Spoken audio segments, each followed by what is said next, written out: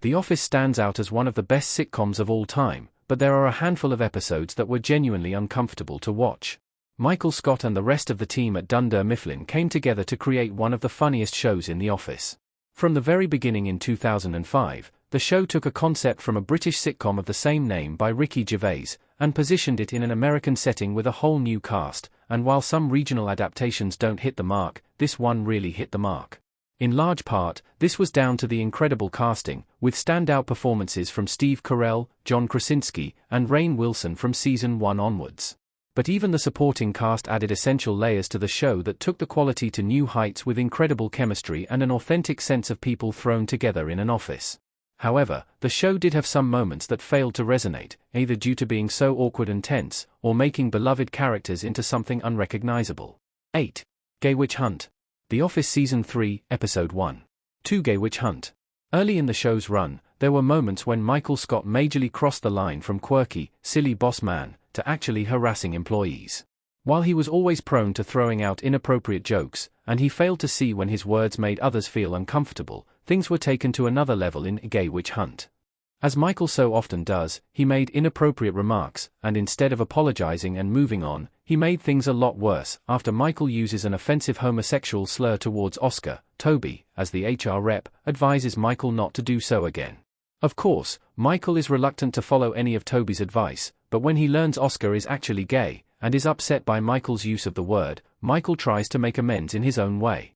But unfortunately, this leads to Michael forcing Oscar to come out to his colleagues against his will, and Michael tries to kiss him, thus increasing the intensity of the harassment. 7. Moving on. The Office Season 9, Episode 16. Jim and Pam are moving. The Office. The last season of The Office had some bright spots, but one of the biggest betrayals of the show also came with the fall of Andy Bernard. Andy was always a goofball, but in the final season of The Office, he was an outright jerk. This is particularly clear when, after abandoning the team for an extended period to have a secret vacation from work, while still being paid, Andy returns to find out his ex-girlfriend, Erin, is dating one of the new hires, Pete. In an extra petty move, Andy hires both Erin and Pete's exes to work at Dunder Mifflin out of spite. Adding further to the awkwardness, there is a subplot where everyone's favorite couple, Jim and Pam, are at odds when Jim's aspirations to move to Philadelphia conflict with his wife's goals. The entire episode is a hard watch, as the best of the cast are at their worst. 6. The Duel. The Office Season 5, Episode 12. Dwight, Rainn Wilson, and Andy, Ed Helms, face off in the Office episode The Duel. About halfway through the show's run, Andy experienced even more bad luck when his fiancée, Angela, was cheating on him for months with Dwight. Dwight and Angela's affair was a huge betrayal, with Angela leading him on and Andy being made a complete fool. However, things got infinitely worse when the entire office caught wind of the affair, and Andy was left as the last person to find out. Michael was the one to bite the bullet and reveal the truth, though he did so while driving away to avoid the ensuing drama. Then, when Andy confronts Dwight and Angela, instead of being remorseful or feeling ashamed, Dwight challenges Andy to a duel, much to Angela's delight. This horrific scene plays out with a positive ending, but the ordeal that leads to that outcome is painful to endure. 5. The Convict. The Office Season 3, Episode 9. Michael Scott, Steve Carell, giving a meeting as Prison Mike in The Office.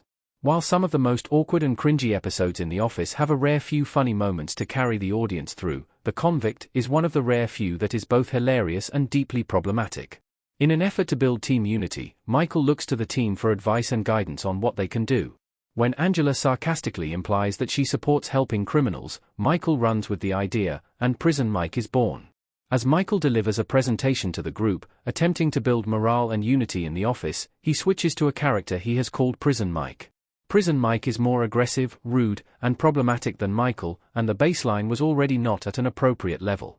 The result is an awkward battery of weird activities that Prison Mike forces on the employees in one of the wackiest and most unusual displays from the quirky Michael Scott that is suggested by the name. This episode is built on a foundation that is grounded in awkward and uncomfortable subject matter.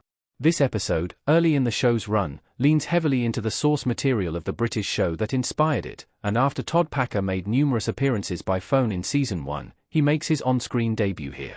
And as becomes clear very quickly, Packer is not a good guy. Unfortunately, Michael adores Packer, and believes he is one of the funniest, most successful, and suave individuals he has ever met. This leads to Todd Packer bullying Michael, and influencing him to participate in numerous inappropriate actions. This episode crosses the line at several points, and it's just a generally uncomfortable outing that did not live up to the standards the show was capable of. 3. Todd Packer.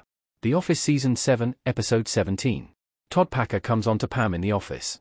Fortunately, Michael does learn his lesson with Todd, but it takes a long time.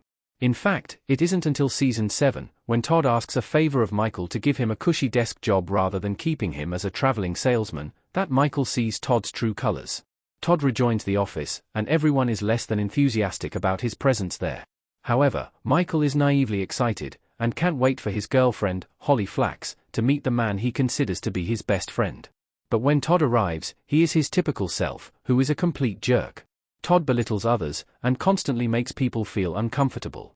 Holly tells Michael to get him under control because he is causing problems, and when Todd makes a nasty comment about Holly, Michael has had enough. Todd leaves, and it's a happy ending, but his presence throughout the episode made things incredibly uncomfortable.